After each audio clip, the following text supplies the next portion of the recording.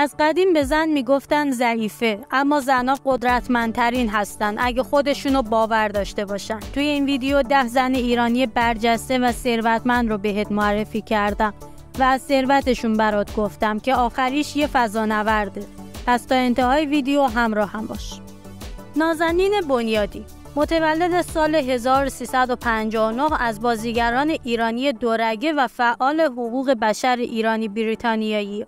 اون از سال 2006 تا کنون در سینما و تلویزیون آمریکا به ایفای نقش پرداخته.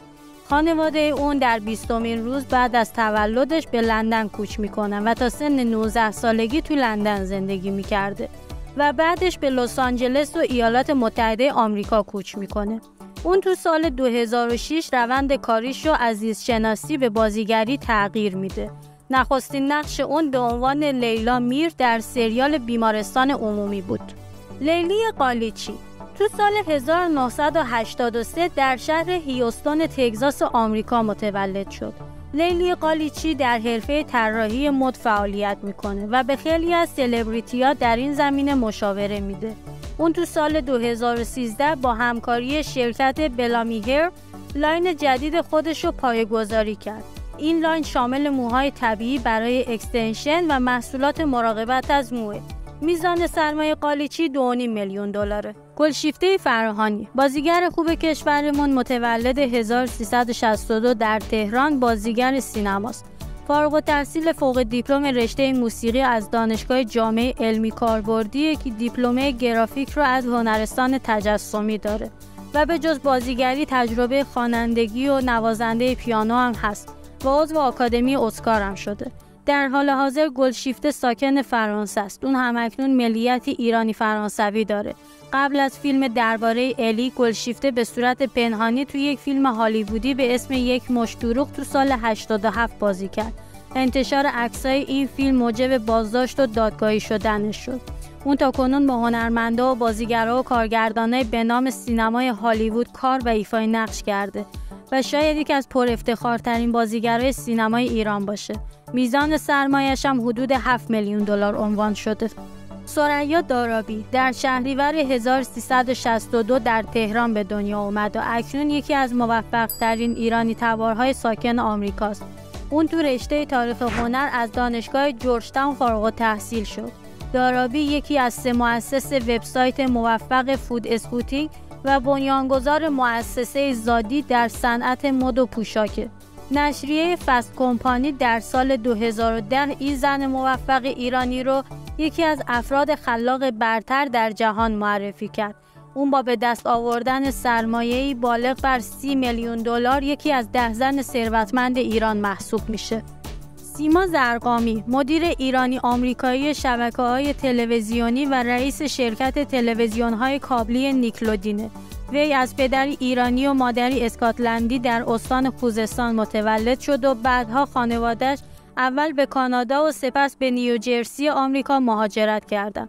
سیما زرقامی در سال 1980 به دانشگاه برمن برلینگتون رفت، اما تحصیلاتش رو نیمه تمام گذاشت. سالها بعد این دانشگاه لیسانس افتخاری رو بهش اهدا کرد. زرقامی از سال 2004 میلادی در سمت رئیس شبکه نیکلودین و گروه خانواده و کودک شبکه MTV فعالیت میکنه و در سال 2006 میلادی هم به عنوان زن سال در بخش زنان در ارتباطات کابلی انتخاب شد. میزان سرمایه اون حدود 33 میلیون دلار اعلام شده. رکسانا ورزا مدیر استیشن F، بزرگترین پردیس جهانی استارتاپ ها و مدیر استارتاپ های مایکروسافت در فرانسه و همچنین وبسایت بیزینس اینسایدر. رکسانا ورزا رو به عنوان یکی از بانوان موفق زیر 30 سال در حوزه تکنولوژی معرفی شده. وی حتی یک بار به دیدار رئیس جمهور فرانسه دعوت شد تا از مشکلات استارتاپ ها بگه. رکسانا ورزا در آمریکا به دنیا اومد و تحصیلاتش در زمینه زبان فرانسوی و اقتصاد سیاسی بود. اما در ادامه زندگی مسیر اون به سمت استارتاپ کشیده شد. البته اون فارسی رو هم خیلی خوب حرف میزنه و پیش از این در یک مصاحبه گفته بود من همیشه به ایرانی بودنم افتخار میکنم. میزان سرمایه ایشون حدود 40 میلیون دلار عنوان شده. پریسا تبریزی نامی آشنا در عرصه فناوری اطلاعات. اون به شاهزاده امنیت گوگل شهرت داره.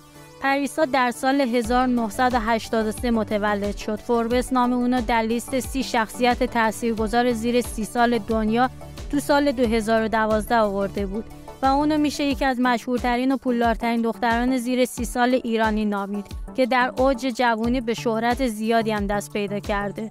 پدر اون یک پزشک ایرانی و مادرش پرستار لهستانی بود. در سال 2007 میلادی تونست به استخدام گوگل در بیاد. سپس به یکی از کلیدی ترین مهره‌های گوگل تبدیل میشه. کار اون هک کردنه، در واقع یه هکر کلاه سفیده. این اصطلاحیه که برای هکرهای خوب استفاده میشه، کسایی که سیستم‌های امنیتی رو هک میکنن تا عیب و ایرادات اونو بفهمن. میزان درآمد اونو حدود 70 میلیون دلار عنوان کردن. شهرزاد رفعتی یکی از ثروتمندترین زنان ایرانی که ثروتش رو از طریق اینترنت به دست آورده.